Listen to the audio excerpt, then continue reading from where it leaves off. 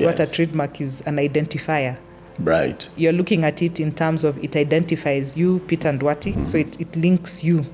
It is supposed to be a mark of quality, so that people look at it and they identify that particular service. And it's also a guarantee. Or is it criminal? Yes, to break a copyright? What you guys, I think everybody in Kenya calls piracy. Yes. Authorized commercial use of copyright works. Yes. That is basically criminal.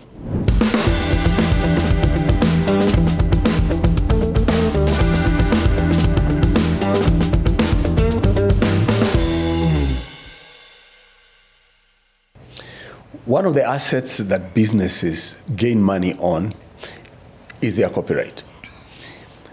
The issue of intellectual property is something a lot of us business people struggle with, trying to understand the nuances. How do I deal? How do I protect myself? Does what I create in Kenya also protect me outside the world? You've heard many stories around our Kyondo has been taken by the Japanese. We've had cases of issues of our traditional creativity being used, and people make money out of it. You don't need to worry about it anymore. Our guest today is Dr. Marisella Ouma, an intellectual property expert who will guide us through the process of patenting intellectual property, how it fits in the world, how you create wealth by owning your intellectual property. Welcome, Dr. Ouma.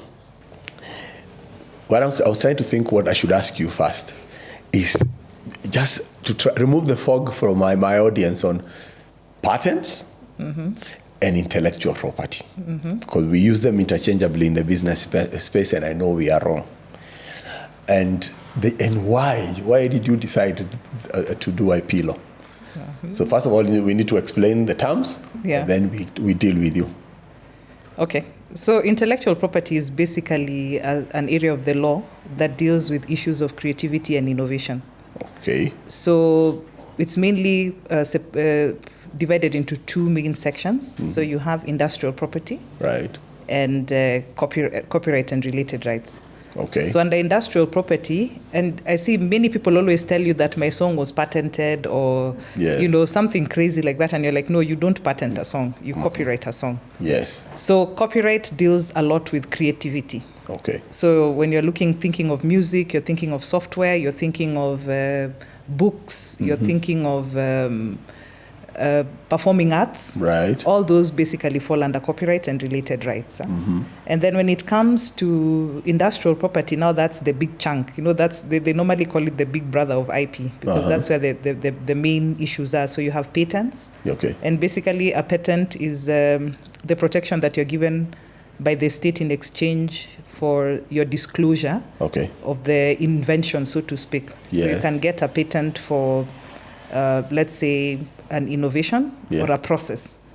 Okay. So it can be a process, like let's say the process of manufacturing something, you can have a patent over it, or you can have the resultant, the work that you have done, that basically becomes a patent. Yes. And normally you find that in pharmaceuticals, you find it in the various industries, motor vehicle industries. So most of the inventions that you have basically fall under patents, and they basically have to be novel. Yes. They have to have industrial applicability. So it's not something that you just, how do you put it, get a patent. Okay. It's normally a longer process. Okay. Like in Kenya, the office that deals with that is the Kenya Industrial Property Office. Okay. So basically, you come up with an invention. It's going to go. You make your application. It's going to go through the whole patent examination. Right. For them to find out whether it's patentable before they can finally issue you with a patent. And then basically, what the patent does is that it's for a period of 20 years. Okay. You are basically allowed to work that particular patent, make profits out of it, to the exclusion of all others. So you can only license other people to use. So if I owned a patent and you wanted to manufacture the same product, I would have to license. I can license you to do that. But after 20 years? After 20 years, it's free for all, And that's the interesting thing about patents, because it's limited in time. Yes. And then after that, if I take the example, this is the generally used example. Every other day you hear somebody in Rift Valley or Nyeri or wherever it is, they've invented a helicopter. Yes. and they've gone, and you're sitting down and you're thinking, the jet engine, Yes. the patent ran out many years ago. Yes. All you need to go is to go to the patent scope or the archives, get whatever it is that you need and build upon it, because you can come up with something new. Okay. So you don't have to kill yourself reinventing the engine, because it's already there. So that's the advantage of patents. But some people, for them to ensure that their patents stay longer, yes, they keep on coming up with something new. Or they keep adding. Yes, so that they can be able to maintain but it will be treated as something new again. So you have another one for 20 years. So it's not the same one. The original one will go into what we call public domain. And this is a mic. Yeah. Mic was created and patented. And I'm sure the patent ended a long time ago. Yes. By adding, at this point, can I ask for a patent? Now, the thing is that when you take it to the patent, now it's for the patent office to figure out what it is, whether it fulfills the 3 criteria for patentability. Right. So if it does, it has to be novel. Okay. Novelty basically is new. It's new. Is it new? Mm-hmm. So if it is something that has already existed and everything, basically it's automatically disqualified for being patented. Mm-hmm. So the thing is that what have you added to it to give it the novelty, make it. So it should not be what has already been done. Okay. And that's why you find in many countries things that exist in nature, or things that are, mathematical formula and such like things, you can't patent them because they're there. How can you exclude other people from using a mathematical formula and such like things? Okay. So that's just one part of the industrial property. Right. Then you have what you call trademarks, and this one I think is one which is very widely used. Yes. Most people will look at it more in terms of branding, but basically what a trademark is, an identifier. Right. You're looking at it in terms of it identifies you, Peter Nduati. Yes. This is your company. Yes. Let's use resolution just for argument's sake. Say resolution. It's trademarked. Yes. So it is supposed to be an identifier. So it links you. It is supposed to be a mark of quality, so that people look at it and they identify that particular service. And it's also a guarantee. So it's something like very simple. When you look around, you find that people tend to go towards things which are branded. Yes. Then most of those brands are actually trademarked. Okay. So if I tell you to buy a car, why did you buy the car that you bought? When you're saying you're going to buy a car, you're going to say, I'm going to buy a Mercedes, I'm going to buy a Volvo, I'm going to buy, a Toyota. Yes. And the reason why you're looking for it is because there's a reason behind it. Toyota is a trademark. Mercedes is a trademark. Correct. So you're looking at, in Kenya, Toyota is seen for its reliability. Yes. So you're thinking, anybody can run this particular car. So it's something that marks of quality. It's an identifier. Right. And that's the reason why you find that many people, when they're setting up, if you look at, I give an example of supermarkets. Yes. Why do you think all supermarkets have mat on it? You remember we started with Nakuru mattresses, and Naivas was also Naivasha mattresses. Yes. So guys associate that with a supermarket. In our minds. Yes. So in your mind, you're thinking if you put something matte, people will know that this is basically a supermarket. But as time goes by, you see that they want to distinguish themselves. So you see Quick Mart is no longer Quick Mart. I mean, it's not the mat with the mattresses. Yes. The double T. It becomes a Quick Mart. So now you see that is a what do you call it? It's a trademark. Yes. So a trademark basically can be a word. Yes. A symbol. A sign. A combination of all of them. Right. And I think as time goes by, we even have sound marks. You know, like if you look at Netflix, that is actually a sound mark. It's a sound mark, yes. And then orange, the color, is actually orange, the telephone is. You can trademark a color, so you can use a color as your trademark. So you'll find people using various colors, and you find those are identifiers. And then we've gone as far as even smell marks. Oh. Yes. You have a particular smell, and that is basically taken to be a mark that you can go and register.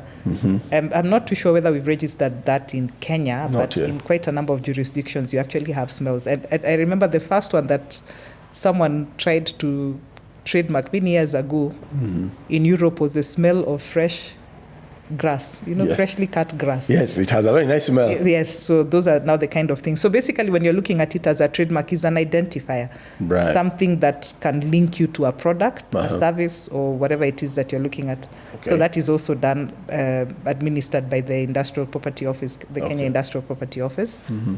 And then, sorry, I'm just taking you through the different IP so that you don't confuse and say I'm trademarking my song or whatever it is. Yes. And then trademarks again. I remember there was a time I was talking to one of the artists, Uh-huh. and they were asking me how to value themselves, and I was Okay. like, your trademark is basically your value. You're bad, correct. When companies sell, one of the things they're selling is actually the IP. The IP, And the IP is the trademark itself, Yes. and you might find that the trademark is higher than the actual. The actual value, net asset value of the Yes. company. So Yes. it's one of the things that people have to make sure that they include in their books Yes. as one of their assets. Yes. So after trademarks, you have industrial designs. Yes. Look at this mic. Yes. An industrial design is basically aesthetic. Yes. So it's not functional. Mhm. So basically what you're protecting is the aesthetic value. Take a bottle, Yes. the shape of a bottle, the shape of this particular microphone. I mean, Yeah. the mic can be anything. It could be a ball, it could be whatever it is, but it's not functional. It's more of the aesthetic value that you're looking I at. agree. And that is, there's some creativity, innovation that has gone for you to be able to produce this Yes. particular mic. If I look at the cameras in front of me, Yes. there's a design that is on the company. Correct. So it's not the functionality that you're protecting, Yes. because that will be done either under trademarks. I mean, that will be done under patents, or Yes. utility models. Yes. But the industrial design is actually the design of the car, Yes. the design of because pull it out of the functionality. So that actually is protected. Right. Then we have what we call utility models. Right. And utility models, you could call them petty patents. Okay. So they're a step lower. Okay. They're not. You don't have to go through the whole rigorous process of a patent. Okay. So you find that quite a number of the things, I think now for the cottage industries that we have in Kenya, maybe the Juakali sector and stuff like that, you find that they might not exactly fulfill the criteria of patentability, Yes. but they require a certain level of protection. So you have the utility models. Okay. So you find things like maybe the energy savings, GICO or something like that, that would be protected as a utility model. Yes. I mean, there's a whole list of IP. Then, what else do we have? Industrial designs also apply in the fashion industry. Okay. Yes. So you find if I design a jacket like this, Yes. can I get a patent for it? Industrial design. We've decided we're not mixing things. Yes. It's an industrial design. So Right. the industrial The design, process. it's not a process. It gives you the aesthetic value. Yes. So I design a shoe. It Yes. looks very nice. Yes. It can be taken to be an industrial design, but not for functionality. Okay. Yeah. Though more often than not, you'll find that the fashion industry goes more for trademarks Yes. and copyright. Because copyright now is the creative aspect. Aspect of it, yes. So I can look at it and I design this particular jacket, Yes. and then I protect it under copyright. Okay. Yeah. So normally you find the two of them in the fashion industry. You can have them a handbag. Yes. The handbag is functional. I want to carry my things in it and everything. But the shape of the handbag, the design of that particular The handbag. color? All those things put together, Yes. those can be protected as industrial designs. Oh. Yeah. I thought I understood. It's so fascinating. Yeah. But let's understand how you ended up being in it. In IP. Yes. It's very interesting. I mean, when I was in fourth year at the university, we had this particular course called Law, Science and Technology. It literally blew my mind. Okay. Because you're looking at it in terms of innovation, creativity, and at that particular point in time, you're looking at the interface between law, Yes. science and technology. Right. And IP was not that big in Kenya at that particular point in time, but you're seeing the way the different innovations, creative works, and everything can fit into the legal space. We're exploring how to deal with that. Mm-hmm. And then we also had a unit on intellectual property, right, which was quite fascinating. I mean, you're looking at all these IP, the copyright, patents, industrial designs, utility models. The whole bunch of them was just fascinating. So I did that in my fourth year as one of the two of them. Is it an elective? Yeah, there were electives, at least at that point. I'm not too sure whether it is now. But it's fourth year, because, when we went into fourth year, we were the first lot of people to go into fourth year. You guys used to finish in third year. 3 years, yes. So fourth year, it's like, okay, you've done all these things, so what else can we bring? So they brought us very interesting. Ideally, what would ordinarily be done at the master's level was brought in for you to pick. So basically what it would do is just pick your interest. Yes. And then when I went for my master's, I opted to do a master's in intellectual property. Did you work in between after you finished? Yes, I worked for almost 5 years. And at that point in time, in fact, it's interesting, that's how I landed at the Office of the Attorney General. Okay. Because as I said, at that point in time, IP was not that big. Right. So the main IP lawyers, the law firms, the IP they do is basically just registration of patents, trademarks, and everything. And I wanted to deal with the actual IP. Yes. So the only place that you could get that would be the government. Right. So the choice was actually then it was the Kenya Industrial Property Office and the office which sits under the AG. Then it used to fall under the Ministry of Science and Technology. It was called the Kenya Industrial Property Office. Okay. KIPO. And then copyright, the creatives and everything were under the AG. Yes. So that was the copyright office was under the Office of the Attorney General. So actually when I applied, because at that point in time the public service would be recruiting for the entire, both mainstream and public service. Yes. I actually wanted to go to KIPO, the Kenya Industrial Property Office. But I ended up at the Office of the Attorney General in a copyright office. At that point in time, I didn't even know there was a copyright office. Okay. Which was a single desk. There was just one guy, some guy who was about to retire. But was there work? I created the work. Because literally it was a desk. Yes. It was a desk, an office with an officer who used to deal with the IP. Yes. With the copyright office. My overall boss then was the Registrar General. Yes. So all we know is that the Registrar General twice a year they'd go to Geneva to attend the WIPO sessions, the World Intellectual Property Organization, either the standing committees or the general assemblies. We were already signatories at that time. Not yet. We were already the signatories to the Berne Convention. Okay. Which is dealing with copyright, and then signatories to the Paris Convention. There are quite a number of them who were already signatories at the time when I joined the office. Right. So the office was, you're given an office and you're told, here, run with it. Okay. So me being me, I decided to write to the World Intellectual Property Organization and ask them, okay, fine, I have this office, you're dealing with IP, copyright. What are we supposed to do? And they're like, oh, interesting. We have actually gotten a response from Kenya. We just normally see you guys at meetings and everything and you disappear. So from there, that's now how my journey began. So they put me through to, I think at that point in time, the Malawi Copyright Office was the biggest. In Africa. The most established in Africa. So my journey started now basically, going to understudy the Malawi Copyright Office, the Ghanaian Copyright Office, in the process, the Nigerian Copyright Commission, try and see if we can now set up the office in Kenya. So, so from one single office, I ended up with the parastatal. The parastatal. Yeah. So take me through the process of setting up Kobo. Kenya Copyright Board, to us, just appeared, especially me who've been in the music industry. Interesting. Yes. Yeah. So you've been given this job. How does that metamorphosize from you working in the AG's office to becoming a CEO, the founder CEO of Kobo, Kenya Copyright Board? As I said, you're given all these, courtesy of the World Intellectual Property, you're linked up with all these other offices and you're thinking it's actually possible. Okay. So, of course, you have to put up a concept paper. Okay. Because right now, first and foremost, we were a copyright, the single office, myself, myself and I. Yes. Then, and my secretary.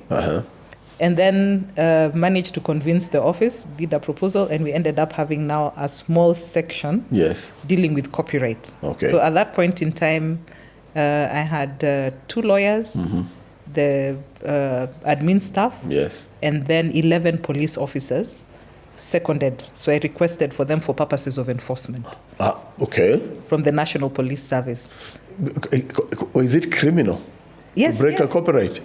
Yes. IP is, breach. We have offenses. Okay. So basically, when you what do you call it?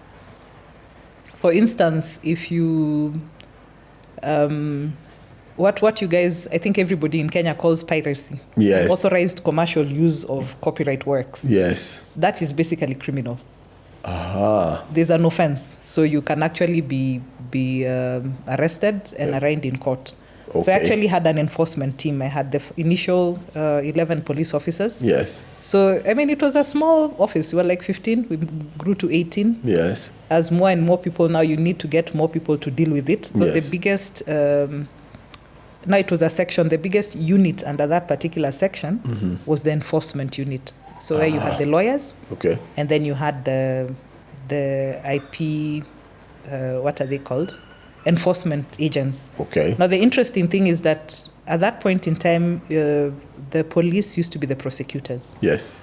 So we basically requested to be gazetted as special prosecutors for purposes of intellectual property prosecution. Yes. So the lawyers within the office, including myself, yes. were basically gazetted as prosecutors. Yeah. So the enforcement wing had the prosecutors. Yes. We had the investigators, we had the prosecutors, and we had the law enforcement. Most of the time, in that instance, it is me who has come and complained that someone has breached my IP. Or you can do independent investigation. Yes. And then you prosecute. Do those cases get sustained? Oh, yes. When we started off, the whole enforcement was a whole operation. Because the first team of people that we got to go to court and everything, even at that time, the Copyright Act was a small act. I can imagine. Cap 131 or Cap 130 of the laws of Kenya. Tiny thing. So even the magistrates, and they had no clue what you're talking about. You had to train them? Yes, even for the police, we had to draft the charge sheet for them. Okay. Because from the penal code and everything, they were like, we can't see anything over here. So we literally had to draft for them. Right. We had to train all the law enforcement officers from the judiciary to the law enforcement. My team, I think we managed to send them to various jurisdictions. Yes. For them to learn more about protection. Okay. Of IP and enforcement. So, yes. So, we have cases whereby in the criminal, because it's both criminal and civil. And civil, yes. So in the criminal matters, we had takedowns, we had places whereby they'd go and shut down premises, especially at that time when broadcasting was huge. So you'd go and have people pirating signals. Yes. So you get into an apartment and find that someone is distributing the broadcasting signals from the comfort of their computer to all sorts of other places. So you actually had the enforcement officers. Okay. It's major, and that's basically in terms of Kobo. Yes. So by the time I was leaving Kobo, not that we were still a section at the Office of the Attorney General. Yeah. And then we went through what you call the delinking process. Okay. So you basically have to go through the whole process. Was it is it an act of parliament? Yes, there's the Copyright Act. Yes. When it was amended in 2003, it created the Kenya Copyright Board.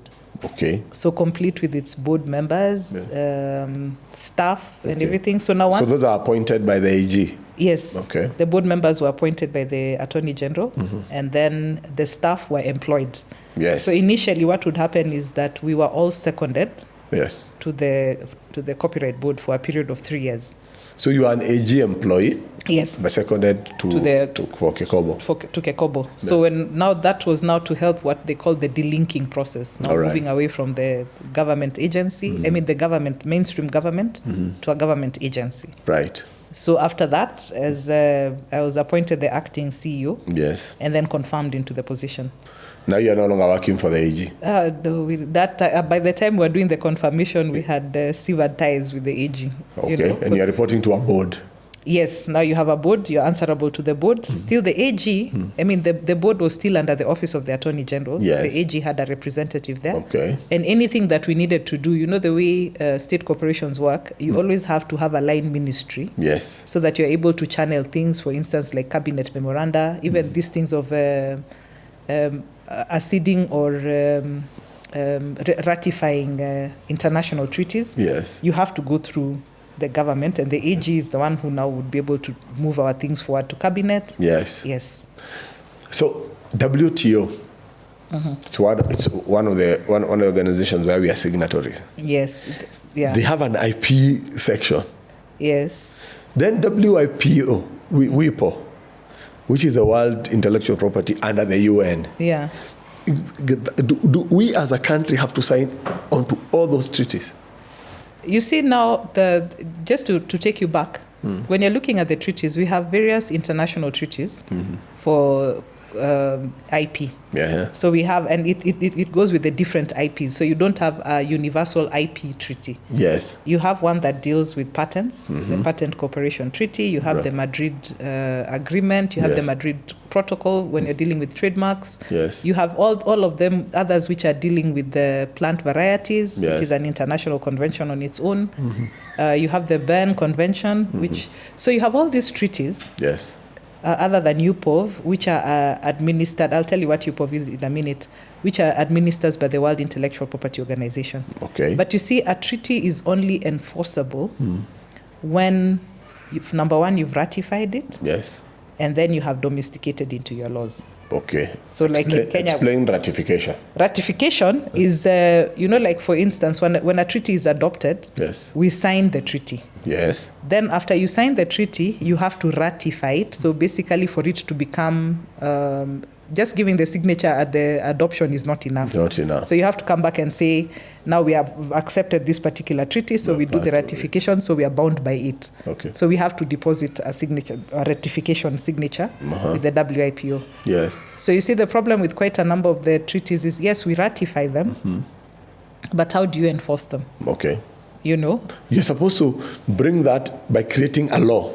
Again, in the world, you have two systems. Yes. You have those whereby once they ratify or Yes. accession is when if you hadn't signed it and then now you agree to whatever you accede to the treaty. So there are many, upon accession, there are some countries whereby the international law automatically becomes domesticated. But in a system like Kenya, we have to domesticate it. So after we've ratified it, though under the current constitution it says that principles of all other international laws are applicable under the constitution, but still for you to give effect, for you to be able to because the treaty basically gives you the minimum standards. Yes. So you have to domesticate by creating a law. Okay. So in our process, domestication of the international laws, we had the Kenya Industrial Property Act. Right. The Trademark Act had been there, but we basically upgraded it so that we can include all the developments. Yes. The Copyright Act had been there for a while, but then it was amended. Yes. So basically to take into account the issues of the Berne Convention. Right. And other IP treaties. So if people don't ratify, there are certain treaties which have not been ratified, so they've not reached the threshold of them coming into force, so they're just there. So now the thing with the WTO, what happened is, the WTO deals with trade. Yes. So they came up with what they call the trade-related aspects of intellectual property. That's what that office deals agreement. with. It's called the TRIPS agreement. So what the TRIPS agreement does, it now makes it mandatory for the signatories to the WTO agreement, or the members, I just say the members of WTO, to basically abide by the rules of the existing IP laws. So you'll find that the TRIPS agreement basically incorporates now the Berne Convention, and you're dealing with proper copyright. It will look at the issues in terms of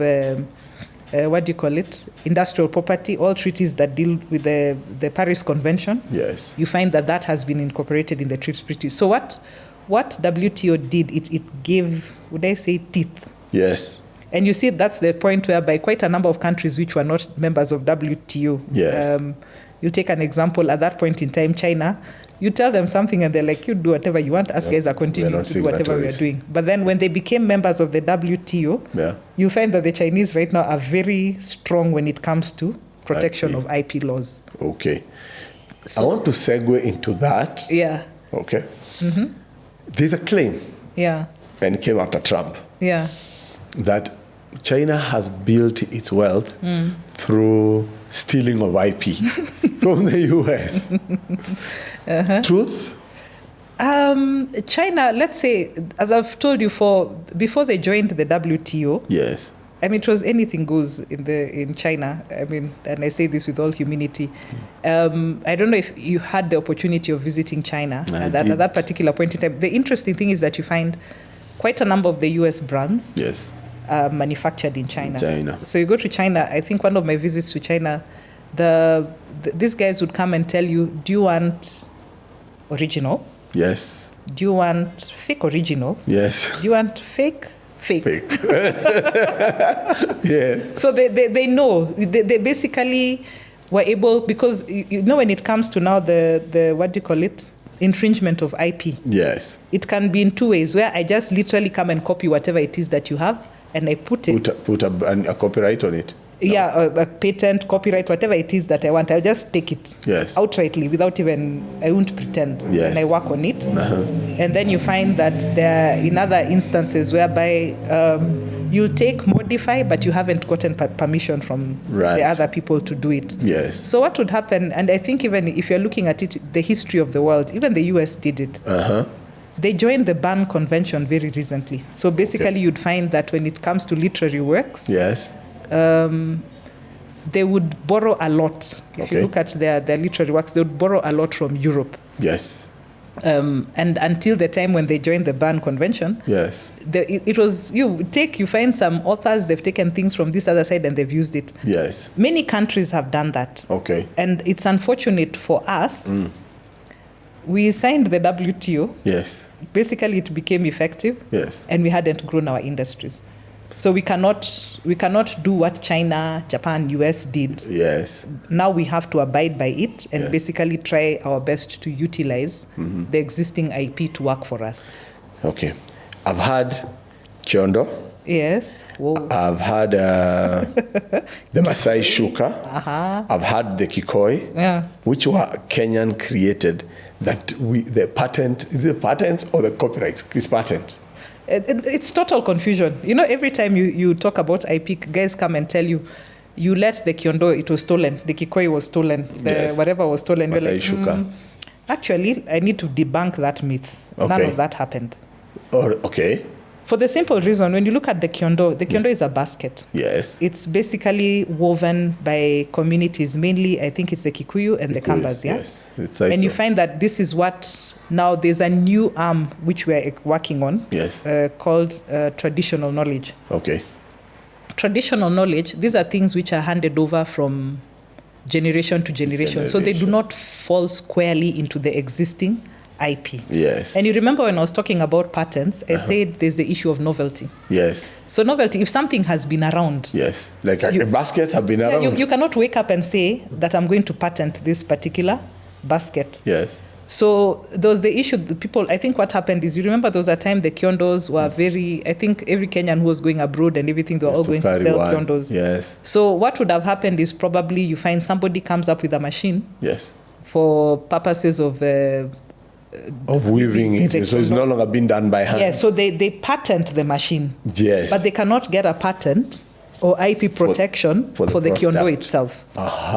So now there was already a gap in IP. Yes. There was no protection as such for our traditional and cultural heritage. So that's now this whole push towards having an international treaty for purposes of protecting our traditional knowledge and traditional cultural expressions. Right. So the Kyondo has not been stolen. And then the Kikoi, the same thing. The Kikoi, there was a UK company that wanted to use the trademark Kikoi. The word Kikoi? Yeah, so they wanted to have it protected as a trademark. Yes. And they filed for trademark protection at the UK IP office. And people raised objections. You know, every time when you file for something, there's a period within which you have to put in your objections. Yes. And even then, because you see Kikoi in Kenya, I as a Kenyan cannot, some things which you'd use in common parlance. Yes. In Kenya, everybody knows what a Kikoi is. Yes. So even though you cannot copyright it. I would not be able to use it as a trademark. Right. Because it's something that is is in common use. Okay. So those are some of the things that the trademark examiner is going to look into and tell you that this one, no, we are not too sure. So these people filed it. Yes. A lot of noise was made. Yes. And fortunately, it never went through. It didn't go beyond there. No, it didn't go through there.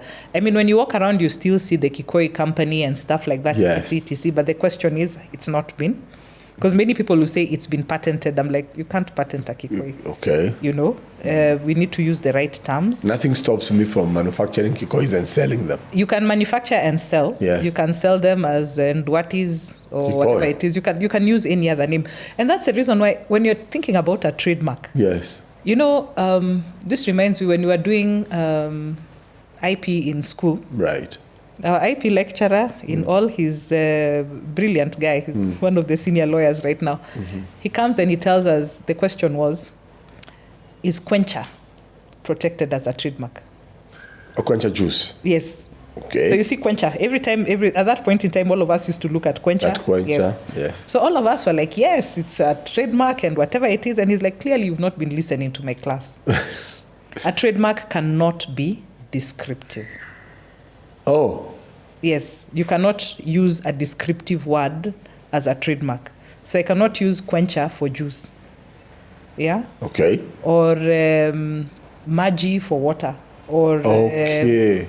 Anything that describes Uji what for you're... porridge. Yes, you can't. So Okay. you'll find even if someone has Uji or whatever it is, they've tried to put it with something else so that you can have a distinctive character. Okay. So there's also that thing of, what do you call it?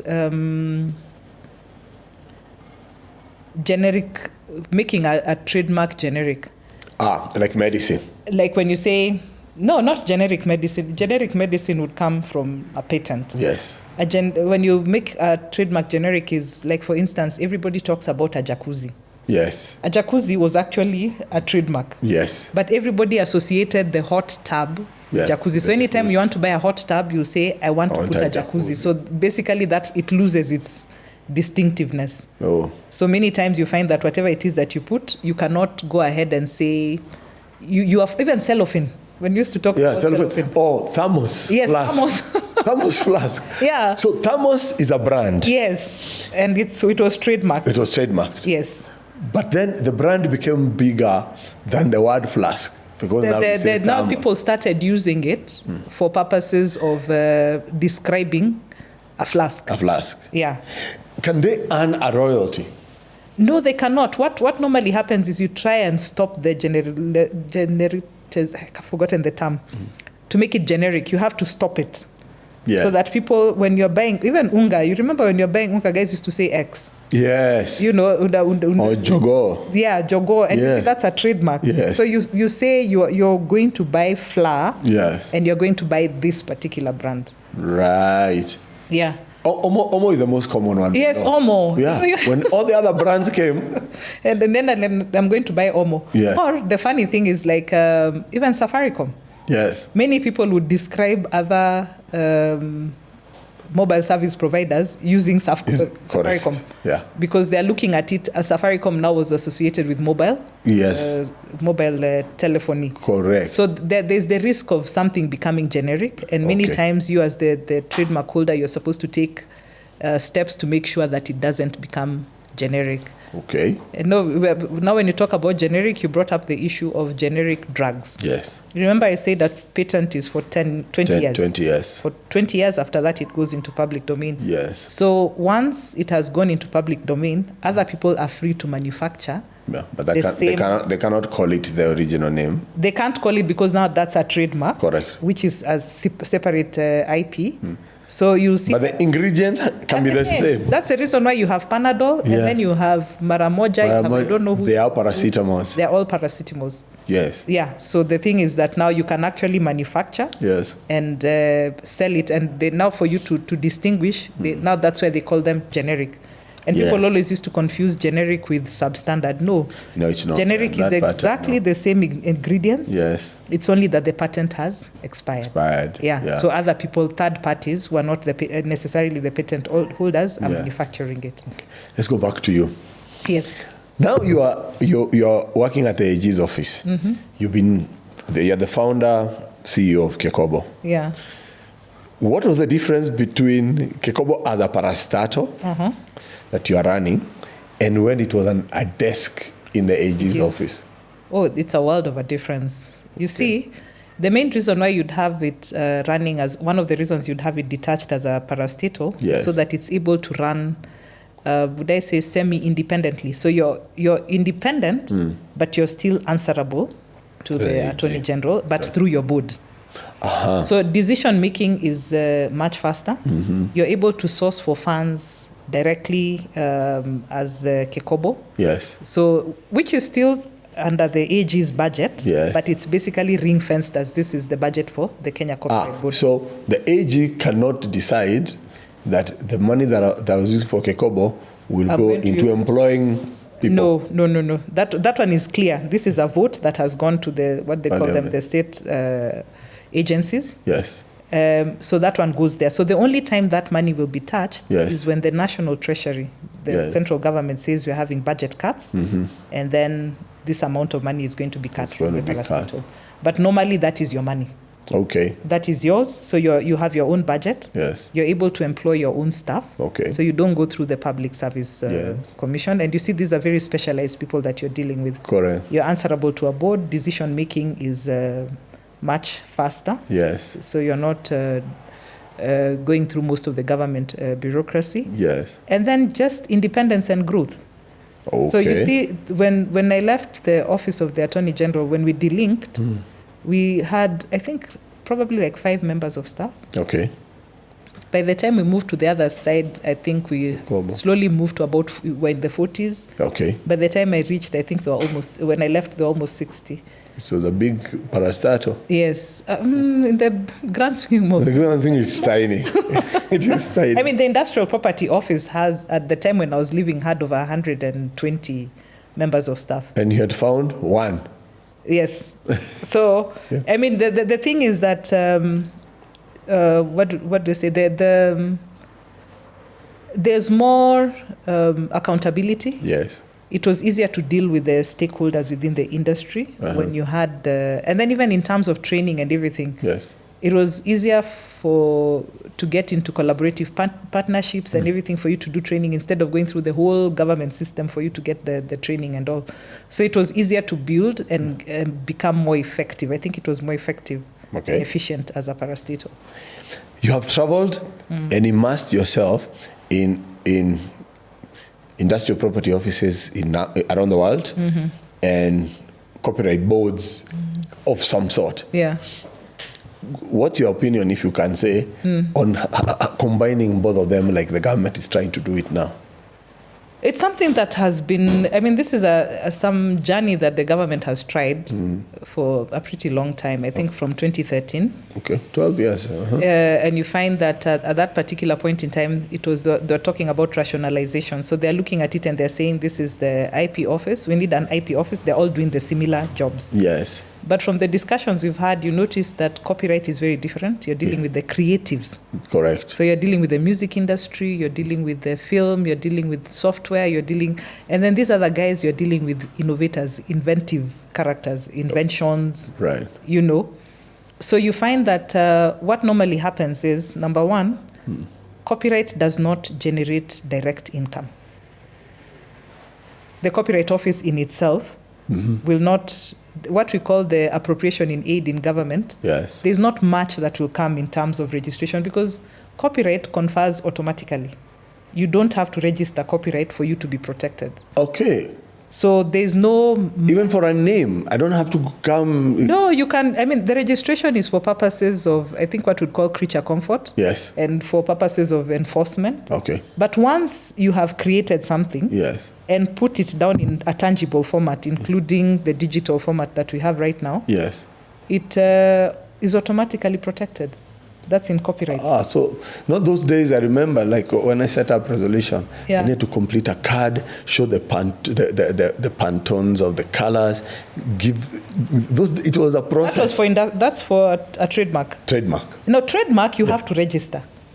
Oh, if I don't register it? Copyright is the one which you do not need to register. You don't need to register copyright for you to enjoy copyright protection. Right. So they normally call it a negative right because you only assert it as and when somebody infringes upon it. Like music. Yes. So when someone infringes, So that's when you these say have this gone is my through, music. yes. But when it comes to trademarks, patents, utility models, all those have to be registered for you to Okay. be able to get Aha. protection. Okay. So the trademarks are, you have to go through the registration process. So why combine them? Because it seems the like they are rationale- different. Yeah, the rationale is that they're all dealing with IP. And you see in Kenya, the IP offices that we have the Kenya Industrial Property Office. Yes. We have the Anti-Counterfeit Authority. Right. We have the Kenya Copyright Board. Yes. We have KEFIs. KEFIs? Yeah, for plant varieties.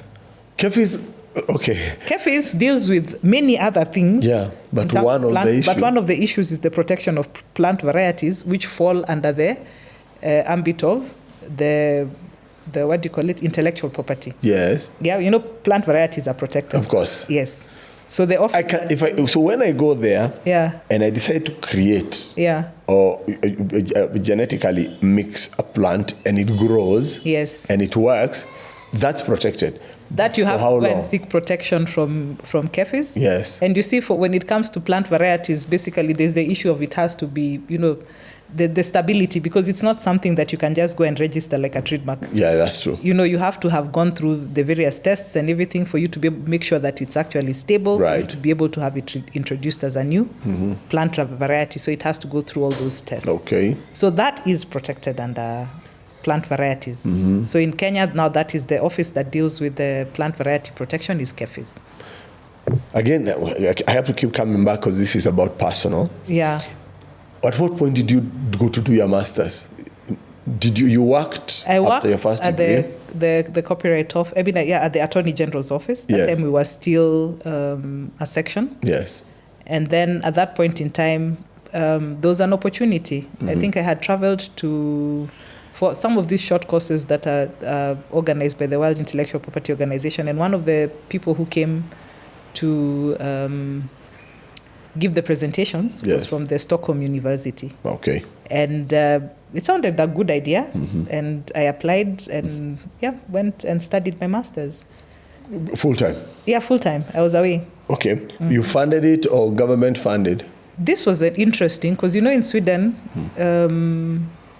tuition was free. Yes. So you didn't pay for tuition and everything. So basically what I needed to do was just to look for funds, which Yeah. was mainly done by my family Okay. for upkeep.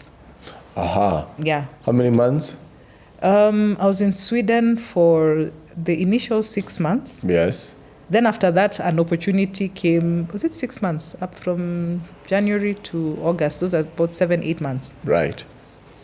So you have the first module where you are in class. Yes. For that first whatever. Then the second one, you're able to do it because you're working on your project. Yes. So you're able to work on it. I think it was 8 months. And then the remaining few months, you basically work on your project. You Yes. could work from anywhere.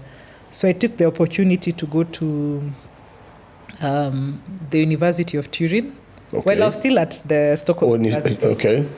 Now I'll Look at a train to Turin is in Italy. in Italy. Yes. Yeah. So you have that. There was a program they were doing together with the World Intellectual Property Organization, Right.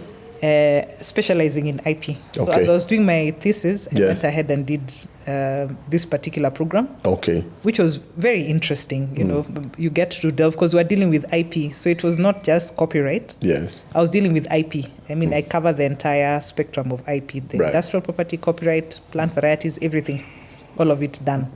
So finished in Italy and came back to I graduated, got both the diploma from Italy and the Stockholm. master's from Stockholm and came back to the office. Right. Yes. Then how did the doctorate story come? The doctorate is a very silly story. I'm not even too sure whether I should put it on screen. It's after I'd finished my master's, we started working. Right. I went back to work, now setting up the office. The office of Kobo, yeah. The Kobo, but that time we hadn't delinked it yet. Okay. So it was still a It's not section. at the The age. act has just been passed. There's a new board that is being put in place. Then we get a new boss. Yes. And the boss really terrorized us. Uh-huh. The first thing they told us is that basically they've been told Yes. that people come to Sharia house just to mark, basically mark time. for women to have babies. So we are basically doing nonsense over there. Okay. Wow. And I'm sitting down, I'm thinking, are you for real? you know. After all this, Yeah, we done, deliberately chose to come to the and I think that was a mistake. And there was an opportunity missed because you could have made money as an IP lawyer. Yes, you could have. And they are paid well. Yeah, but you see here, for me, I'm looking at, I need to specialize in IP because you're looking at the end goal. Yes. Need to have, when I'm sitting down, I think I always used to say I want to be one of the top IP specialists in the continent. Right. Because at that time, as I said, IP was still new. So what happened is, I think I got into an argument with my boss, and I sat and I decided I'm going to do my PhD. Had you even applied? No, I hadn't. I'm going. So I applied to Queen Mary. Again, courtesy of all these meetings that we've been having and everything, I write to Queen Mary. They tell me you have to identify a supervisor. It was one of the people I had met during my meetings and whatever at WIPO. Initially, I'd actually gone to I wanted to do my research on traditional knowledge. Yes, Kikoi story. Yes, traditional knowledge, which is now, it was an emerging area in intellectual property. Yeah. And at that point in time, I think it was such a topical issue that too many people were dealing with IP. Okay. And you see, when you're doing your PhD, you have to bring out something, an element of originality. Yes. So after a couple of months, when I got accepted at Queen Mary to go and do my PhD in IP, but specializing, my research was on TK, traditional knowledge. Traditional. And you have two supervisors. So one of my supervisors who deals with life sciences and everything, expert in TK, looked and he says, this is going to give us a problem. Yes. Why don't you rethink and pick another area of IP that will at least allow you to do your PhD? Yes. And you don't have an issue with originality. So I changed to deal with enforcement of copyright and related rights. So my thesis ended up being on enforcement. But that did not exist. It existed. It existed, but in the PhD, there's what you call originality. Yes. So originality is not that it doesn't exist. Yes. It's a new approach. The approach that you're giving. So TK at that point in time, everybody, like all angles you're looking at, guys were seemingly putting. Yeah, though, given a chance, I'd still do it again because it's a very fascinating area. Yes. So I went and did my PhD. That one I got sponsorship. I got both the Ford Foundation and I was, what are these guys called? How can I forget my own? And they funded you. H.L. Smith Scholar. I got a H.L. Smith scholarship. And that's a merit scholarship. Sorry, yes. Okay. Yeah, that's merit. Yeah? Joke. I've no doubt. Merit scholar. So I got that one. So it was when I went, I started off with Ford Foundation, and then they fell into some issues, so they were not able to complete the whatever. So I managed to get the university scholarship. At the same time, I also did a fellowship at the Max Planck IP Institute in Germany. So you can see, I always and at that point in time, I always tell people a PhD is more to do with resilience than brilliance. Because you are writing on one topic, and as you're going, it's narrowing like this. You go mad. It reaches a certain point, you're like, where am I here? So somewhere along my PhD, I sat down and I told my supervisor, I'm done. I'm not doing this. And the interesting thing is that is after, in the UK, what they do is when you're enrolled for your PhD, you do the first 18 months, your enrollment is actually for what they call an MPhil. Yes. So after you finish when you defend your proposal, that's when you graduate to become a PhD candidate. So many people, I think when we started off, we were 40 of us. Many guys reach that point, they're like, it's never that serious. And at that point in time, you can actually graduate with an MPhil and go home. So I was like, I go home and then I tell people what?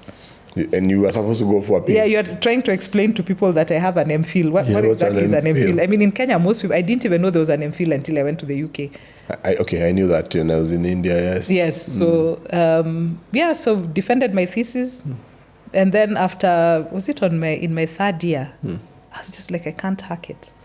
I'm tired. So I was telling my supervisor, I'm done. And she told me, no, you can't. So basically what you should do is maybe just take time off to think about it. No, I took time off and went to the Max Planck Institute. Oh, in Germany. Yeah, in Germany, which was fantastic because during that particular point in time, I actually had, because you're working with all these researchers and everything. Yes. It was during the World Cup. You're working with all these researchers and everything, and you're able to refocus. Yes. So I actually did a huge chunk of my doctorate during that period, my 9 months at the Max Planck Institute. Right. So when I came back, I just plugged in. It wasn't, it didn't affect my whatever. But back home, you've taken a sabbatical. Yes. Are you earning? Yeah, government, you get 20% of your, they give you your basic salary less 20%. Yes. Which basically you're supposed to, when you come back, yes. It's like a way to make sure that you're coming back, you get it back. Oh, okay. So it's like a saving. Yes. Okay. So you're supposed to get it back. So I was away for 3 years. 3 years. Yeah, 3 years. After that, my stint in Germany and everything, I told my supervisor, I'm coming to finish up my PhD here in Nairobi. Okay. So that is the writing up because you've collected all your data, everything. So what you're doing is just writing up and defense. Okay. So I actually defended my thesis from here. And you're back at the AG's office now? Yeah, you're no longer CEO of Kobo? No. I was now, at that particular point in time, it's when now I was appointed as acting CEO of Kobo.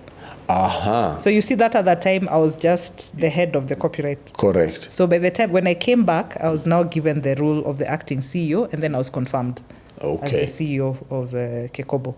So the transition. Why did you leave Kobo?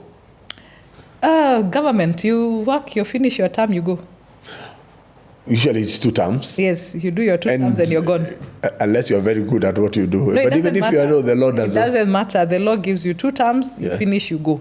Okay. So and I think it's a good system. So you allow other people to come in. Yes. And new ideas, because places where you have the same CEO for long. Yeah. The CEO is the one who guides the vision. Correct. So if you've had the CEO with the same vision for the last 20 years, seriously, where are you going? So you find that with each whatever, it actually helps with the what do you call it? It helps with the growth of the institution. Yes. So there's always that thing, what they call the founder syndrome, where you sit and you think it is me, it is me, it is me. Yes, and so you actually end up destroying. Yeah, and everybody identifies it's you. If you're not there, then it goes. And I remember one of the things that my late father told us is that the mark of a good leader is when you leave, everything runs. Exactly. If it falls apart, it means that everything was concentrated in one place, and that's not a good leader. A good leader should be able to train people to grow and to be able to move the organization even further than where they would have taken. And should be able to live it. Yes. And it sustains itself. Yes. That one was, for me, it was because I was there in acting capacity, then after that you're doing your 2 terms. So the total time I was in Kobo was about 9 years. Okay. Yeah. But in that period, there's demand for your time. People want you to teach them. Yeah. You have a PhD, now you have to teach. Write papers. Publish books. You have to publish. Meanwhile, what does the AG want of you? In terms of... you are no longer... The relationship with the AG office is gone. Kobo is gone. Yes. So I do consultancy, and that was... For that period. Pure bliss, 2 years. Yes. Just doing consultancies for the UN, for the, what do you call it? For there were opportunities. Yes, for the African Regional Intellectual Property Office. Yes. So there was constant work. And now that is work that you love, because you're dealing with IP in all... And you see, the thing is that as much as my area is copyright, I'm dealing with other areas of intellectual property. Right. So you're dealing with issues of, what are they called? Geographical indications. Okay. You're dealing with, all these new things. So you're always writing papers. So it was a very... It was fun? Yeah, it was fun. And rewarding financially also. Oh, thoroughly. So Now, there's a young girl who is in university right now doing law. Yeah. And she has an interest in IP. Yes. And everybody's journey is different. What would you advise? Just look at her there. When you're looking at issues of IP is very... I remember when I was starting off in IP, there's a lawyer from UNISA. And when we had a chat with him, because I was telling him I want to do IP and I'm insisting on doing industrial property, and he tells me, no, do copyright because it's dynamic. Yes. There's so much that is changing. So right now, with the various developments in technology, I'm thinking when you're looking into IP, first and foremost, you need to go very focused. Yes. Because AI and other disruptive technologies play a major role. So you know that there are more challenges and opportunities that come into IP. Yes. So it's an area which I think is now growing. It's not just copyright, it's the entire IP, whether you're talking about patents, you're talking about things that are being created by AI. How do you deal with them? So I think it's an area that has great potential. Right. And I would definitely encourage them to venture into that particular area. Yeah. Especially if they're looking for money. I've dealt with IP issues. Yes, I mean, if you look at, even if you're looking just in the entertainment industry, if you're an entertainment lawyer, I mean, your retainer is not peanuts. If you're dealing with the transactions that involve exchange of IP, trade in IP, whether it's a trademark, whether it's a patent, if you're a patent examiner, if you're a patent lawyer, if you're dealing with the fashion, I mean, like you see there are quite a number of lawyers. I think in Kenya there's one particular lawyer who's doing very well. Yes. Because she's created her niche in the fashion industry. The fashion industry. So anybody in fashion would be the to-go-to person. Yes. So when you go into IP, it would be good for you to create a niche and excel in whatever it is that you're doing, because right now there are so many IP lawyers who are being released. That's true. Yeah. I mean, like there's a class I used to teach at the University of Mutare. Those are 40 lawyers every year being unleashed into the market. And more often than not, you have at least 5 Kenyans in that particular given course. Yeah. Okay. I want to talk about music because, first of all, it affects me. And the interpretation does not make sense for me. Yeah. And I don't know how well you understand it. And if you don't know the answer, you can tell me. In music, we have what we call a glass master.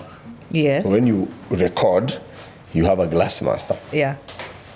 And you own the rights to that music in a glass master. Yeah. So you register with the Music Operate Society of Kenya. Yeah. Any royalties for that song played in whichever form should come to you. Right. Then as we've gone on, there's something called sampling. Yes. Which is where I take an original beat, right? I sample it, but I create something new. Yes. That is one where Kobo and other organizations have failed to understand. Or even if they understand, maybe they don't have experts to be able to resolve. And I'm telling you a practical matter that I've gone through, where I own composer rights, not Glassmaster. So Glassmaster, they recorded, meaning that belongs to the record label. But you are the composer, owns the right. Yeah. You decide I'm selling them to Peter. Yes. So what I do is I take what you did and recreate. So it's a recreation. From everything is done, the stems are new, the songwriter is new. In fact, it's when they even have the same lyrics. Yeah. Can someone come and claim that as copyright? As copyright. You know, copyright is very interesting because you see the protection of copyright is always on the premise that copyright protects the original creation that has been reduced into a material format, right, or a tangible form, because right now it doesn't have to be, it is something that I can perceive with my senses. Right. So when it comes to the issue of sampling, creativity builds upon creativity. Okay. So you'll find even when you're listening to music and everything, you find that a lot of music you listen to it and you discover, hold on, that music was played in the 60s, it was played when whatever it is. But what copyright does, so the issue of originality is different from novelty, patents. So originality is you've put in your creative effort to bring out something new. So sampling, to the extent that you acknowledge the owner, is allowed.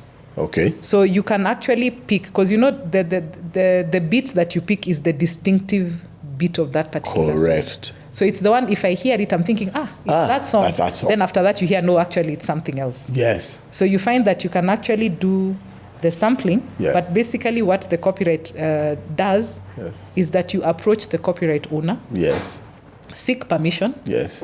They can tell you, just use it for free. Yes. Others will tell you a certain percentage of what you get in that particular We share thing, royalties. we share the royalties and everything. So basically, copyright does not stop the sampling. Yes. It actually allows you to build upon existing works. Okay. Now, when it comes to the issue of the C mastering and the composers and authors, when it comes to any musical work, you've got so many rights owners. Participants, yes. So you have the composer, author. Yes. Yeah? Mm-hmm. So you have the composer and the author, that is the person who actually does. So those actually hold what you call the original copywriter. Correct. Then you have the producer of the sound recording. Yes. So they have a separate, They have a separate right, one, yes. which is dealt with separately as the producer of sound recording. Yes. Then you have the performers. Yes. And most of the time in the music, whatever, the people whom we normally see are mainly performers. Are the performers. So then they just usually they don't own the rights to the they music. don't. So then now they're the rights in performances. Yeah. So you have all those different rights that you're dealing with. So when you're dealing with, for instance, the Music Copyright Society in terms of the royalties, Yes. the royalties are for the composers, authors, Yes. and who are these guys? Usually, Publishers. no, yes, not for performance. And, yes. Yeah, publishers. Publishers. So that's basically what we'll do. Yeah. Then you have another organization that is supposed to deal with the rights of the Performance rights. producers. That's PRISC. Yeah, now you have the PRISC for the performers, right? Yes.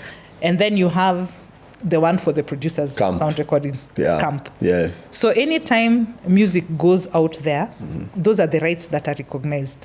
So whatever royalties that come out of it are supposed to be Yes. shared specifically.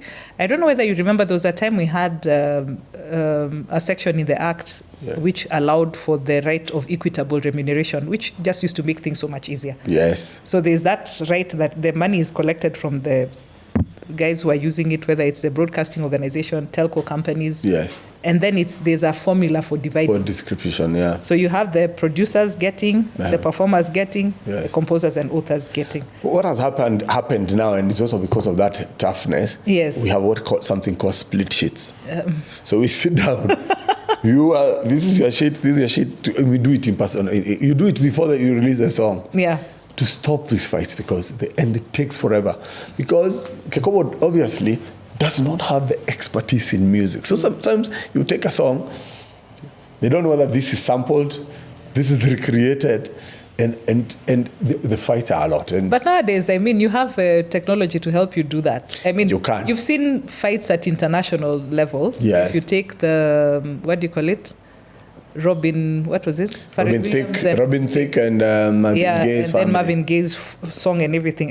When you listen to it, to the untrained ear, you might be thinking, when I used to teach my classes, I'd play the two songs. Yes. And then ask them, basically, is there any infringement? Yes. And that one now, they bring in the ethnomusicologists. Yes. They tell you that actually, when you listen to this beat, it is actually something close to this one. So there's no way. And then with technology nowadays, you can't say I just independently. You cannot just say I thought of it. No, the interesting thing about copyright, there's something they call independence of creation.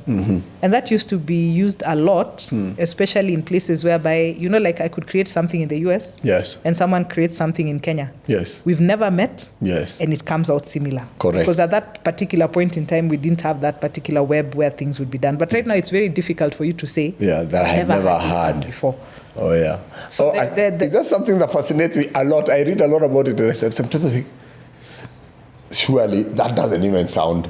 Yeah, but if people are in court, also the money is a lot these days. Yes. Okay, but back to music. Classical music, and I'm a lover of classical music.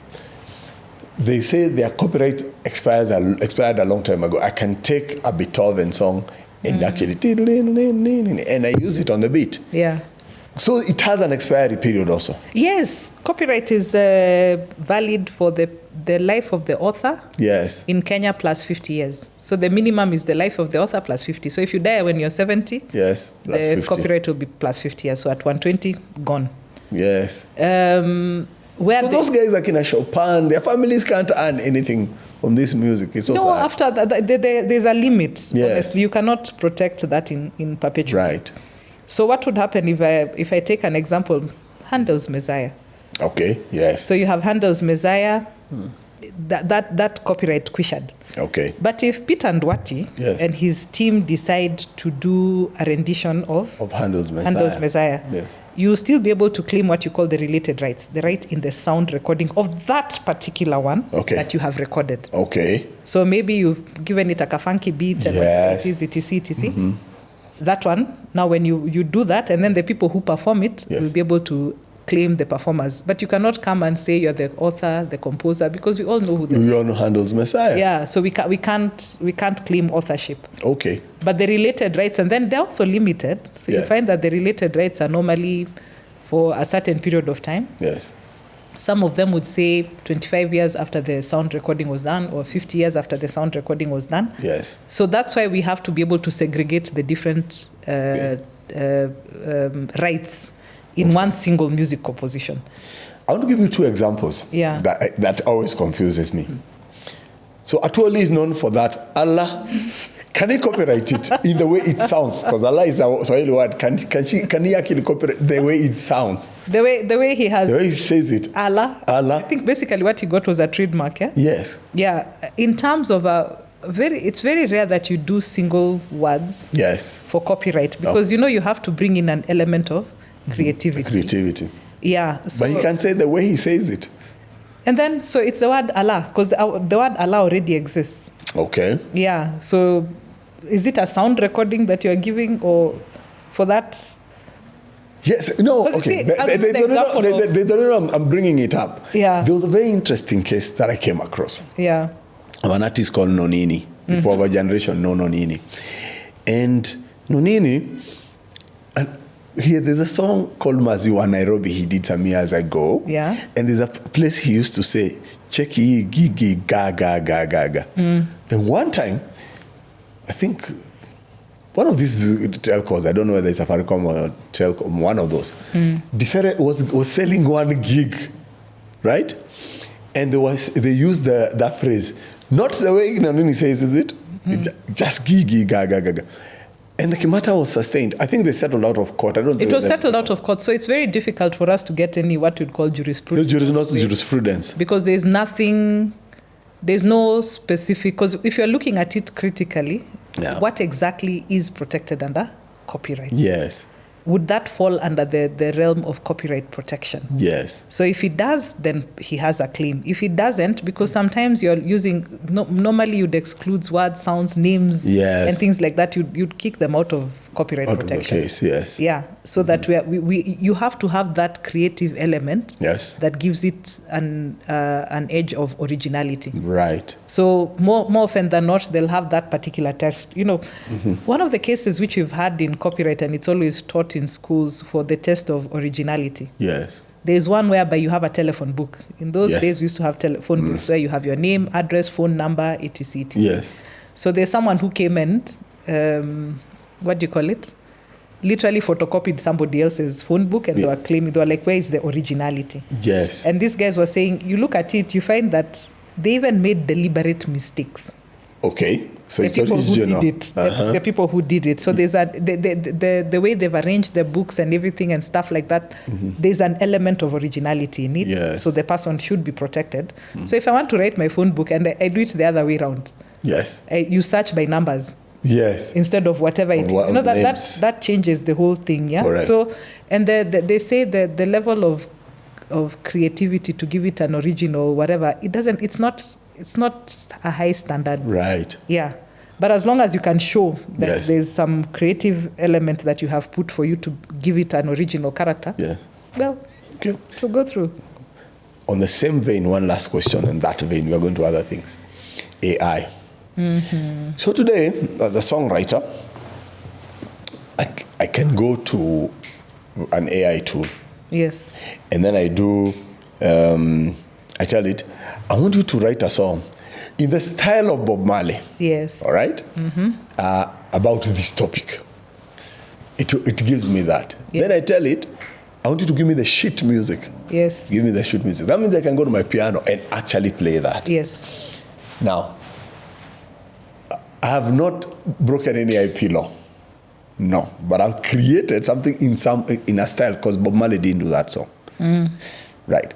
Then I say, okay, I want a deeper beat, so I go to a music producer. Remember, I have the chords, Yes. and everything, and the lyrics are there. So I give the music producer. Do I owe that music producer split sheets? Because I didn't own the rights to the song. I did the AI prompt. Yeah. And I went and I laid the sheet music on my piano. Then, but it needs to be produced, so I give it to a music producer. Yes. So my style is I don't want to give music producer rights, so I want to buy the rights off from the beginning. So I agree, 30 years you give me those beats. But is it really entitled? Yes, because there's some work he has done. You've gone and gotten some beats from him. Yes. So that is actually now his contribution to that particular beat, Right. of which if you didn't have it, your music would still be there, but then it would not have that sound. So that one, basically, you're looking at it, but you're looking at the producer. The producer basically does the production. Yes. They're the ones who put everything together and do that. The thing is now what you're looking at in terms of that additional bit that they've added is, are they co-composers or co-authors in the work that you're doing? You're a co-writer. Yeah. What is it that because you're looking at the what do you call it? The music itself. Correct. And the AI, my question would even be bigger than that. I wouldn't even be worried about the producer. Yes. My question would be, this music that has been produced, is it protected under copyright? And is it? Is it protected under copyright? Because number one, who's the author and who's the composer in this particular work? So there are two separate arguments. There's one that will say the person who gives instructions to, normally it was a machine or a program or whatever it is, would be deemed to be the owner of that or the author of that particular work. Yes. But now with all these new large language models that are coming up, they're getting to a point where they're able to synthesize things themselves. So it's not on a prompt. Yes. So the question is, who's the author or composer? Guys will say it's the AI tool. So you're like, is the AI tool protected under copyright? No. Because it's only a human person that is protected under copyright. So the question is, how do we deal with it? So more often than not, what will happen is that they'll say the person who gave the instructions. So Peter has given instructions. So we'll take him to be the composer of that particular work. Yes. And we'll recognize, in fact, they say AI-generated works. Yes. So it's works, they recognize the AI to a certain extent. Yes. But for purposes of a protection, we give credit to the human who facilitated. Okay. But it's getting crazier as the days go by, because this AI are basically creating things. Yes. So that they'll sit down. There's an AI tool that basically writes news articles. Yes. So you're sitting down and you're saying who exactly owns. So the ownership, you can say the person who created, but the authorship, who is the author? We have a situation going on in Kenya right now. One of the local radio stations, there's a song they are playing. And everybody, you can only hear that song in that radio station. And it's a beautiful, beautiful song. So we are discussing banter with the other creatives and asking them, this song has no singer, a human being, but it's a beautiful song with a nice voice. All done on AI. So what this radio station has done is owned the song. So my concern is now the future of creativity, and especially in music. Imagine now those are things which the law needs to address. For now, that particular song, the radio station can comfortably own it, because they'll go under the copyright law, which says that the person who prompted. Yes, the person who does the arrangement and whatever it is the person who will be the owner. Yes. And for now, that is fine. But as I said, as they continue to develop, it becomes very difficult. So the author is a difficult question. Ownership, not a problem. Not a problem. The author. So they'll take the authorship now becomes, because non-humans cannot be authors. So you find there's some jurisdictions which are trying to say, okay, fine, we'll recognize. But then now when it comes to the owner, it's now the person who facilitated all those arrangements. Okay. And also, now a song like that needs performance.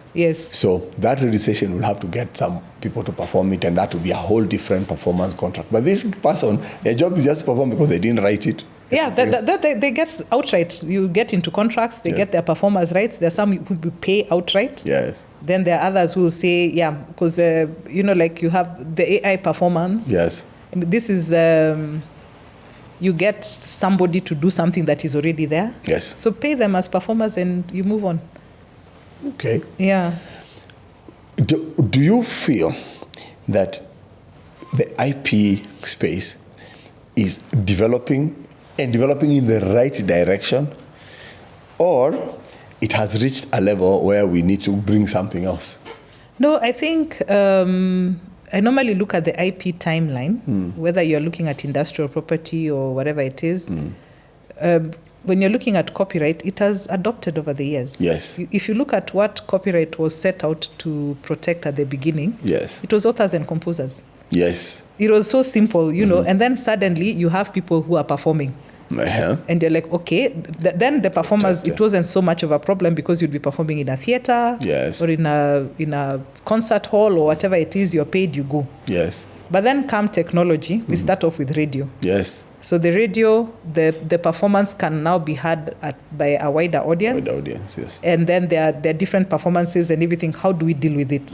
So you find that the Bern Convention, yes, basically what we do is we just fit things into it as we develop. Right. So it expanded. So the creators of authors and authors of artistic and musical works. Yes. So now musical works, we open up that definition. Right. So anything that comes in, we just keep on adding. Okay. So what would happen is that come the 90s, actually starting from the 60s all the way to the 90s, there are all these new technologies that came up. Right. So it got to a point where you're looking at the existing law is not enough.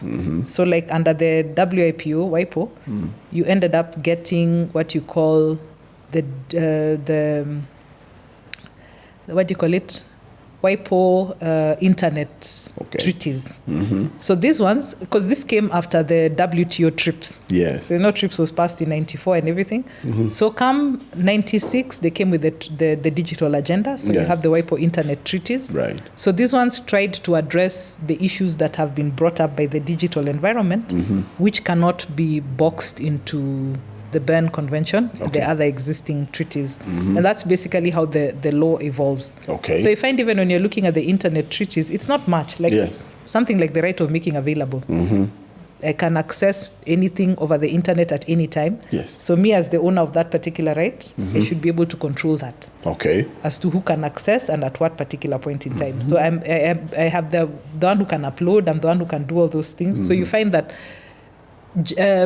largely the law remains the same, so we try and see how we can fit the new developments into the existing law. Okay. With AI, the biggest challenge we're having right now is the issue of authorship. Yes. Yeah, and that is now basically we'll need to relook and see whether the law will be able to expand and accommodate it. Right. Or whether there'll be something new, whether we'd have to have IP laws in the digital or in the age of AI. And we don't know what else is coming. Because as my sister keeps on saying, you've not reached the last page of the internet. No, we are still going. It just keeps going. So we don't know what is coming after AI. What's next for Marisella? Because you're still in the law space. I'm not sure you would do much of IP law. And you've been on the policy side more than the defending and litigation side. Yeah. What Actually, next? litigation, I did what do you call it, prosecution?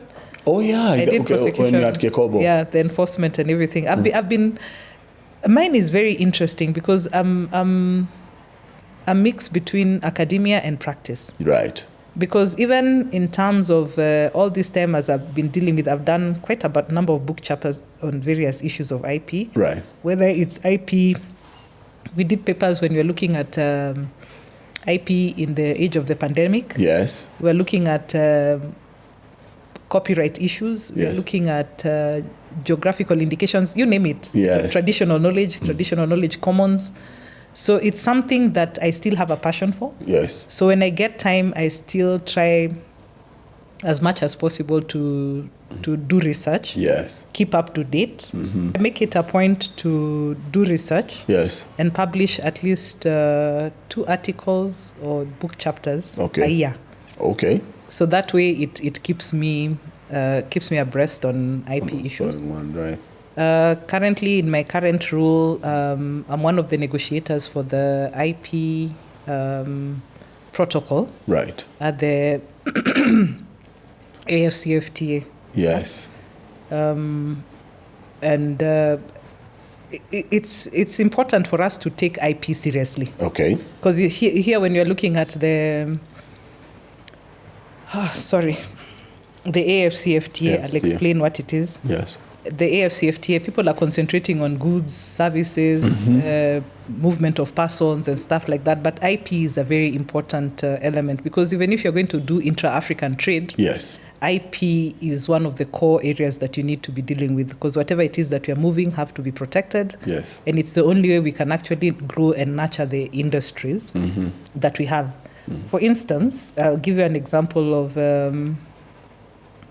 is it the Kira, the motor vehicle industry? See, when you're looking at me, I'm wondering, what is that? What's in that? Uganda. I haven't heard about They have locally assembled vehicles. Okay. You go to Ghana and Nigeria, they have luxury vehicles which are basically Assembled done there. in their countries. So because you see nowadays cars, you go and get the spare parts from Germany, Different the people. engine from where, who, and then you come and build your car. Yeah. And if I brought for you a Kira luxury car and I gave you a Mercedes, you'll definitely pick a Mercedes. Yes. Yet we have the capacity to do that and grow and nurture. When we were growing up, there were the, what are they called? Sangyong.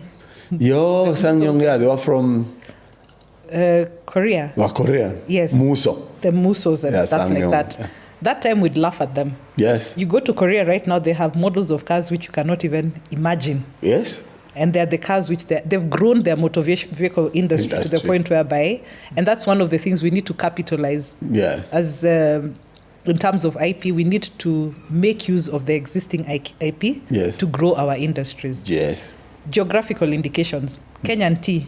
Everybody talks about Kenyan tea being good. Yes. Kericho. Yes. Gold. So we should be able to have a geographical... when you want to get your sparkling wine, you're very busy taking Moet and Perico and whatever it is. Yeah. Champagne, as it stands, is actually a geographical indication. It is, from Champagne. Yeah. Why don't we have our own? Whether it's the Maasai goods from God knows where, from the ones from Turkana. There are so many things we need to capitalize and grow them. Yes. And I think in future, my space is basically to see how best we can harness intellectual property for economic growth and development. Yeah, well, I was saying off camera, where I read an article that the U.S. wealth is built on intellectual property. Yes. And that's why they were fighting this issue of China. They say China stole our intellectual property. Yeah, but now that war is moot, because the Chinese, have you seen how Chinese are growing? Yes. Yeah. They also became signatories to WTO. To the WTO, they've grown their own brands. You have Apple on this side, they have Oppo on the other side. Yeah. Have, so we have to capitalize and use it. We cannot be net consumers. Yes. We need to grow our own industries. Right. We need to grow our own creativity. Right now, Afrobeats. Yes.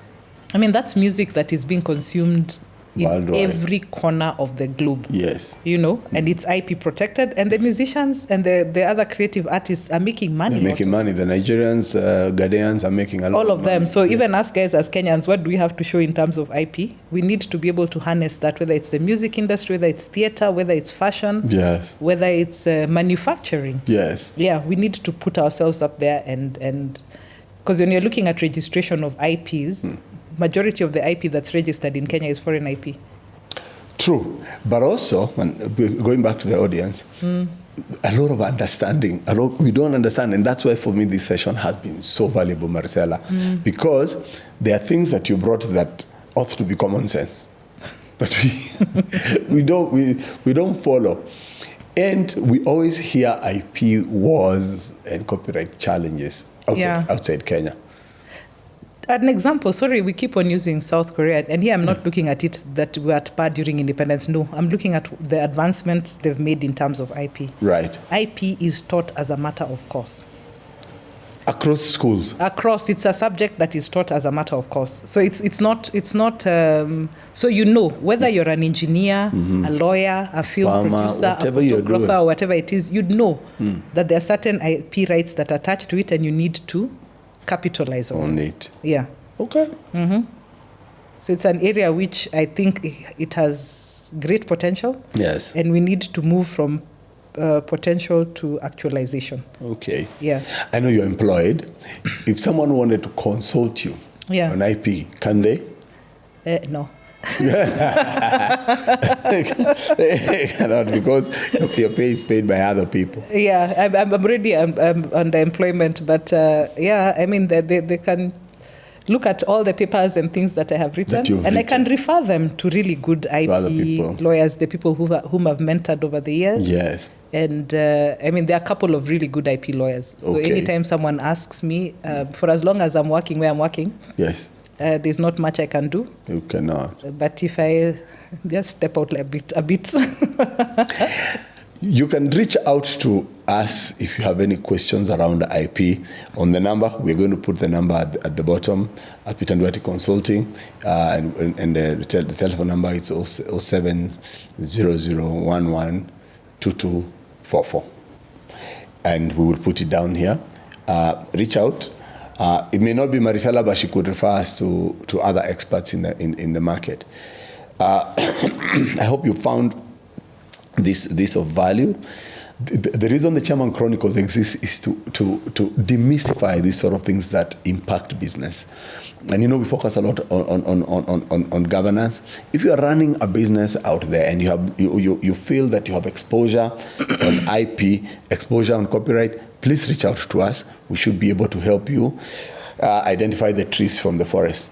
Marisella, thank you so much for your time.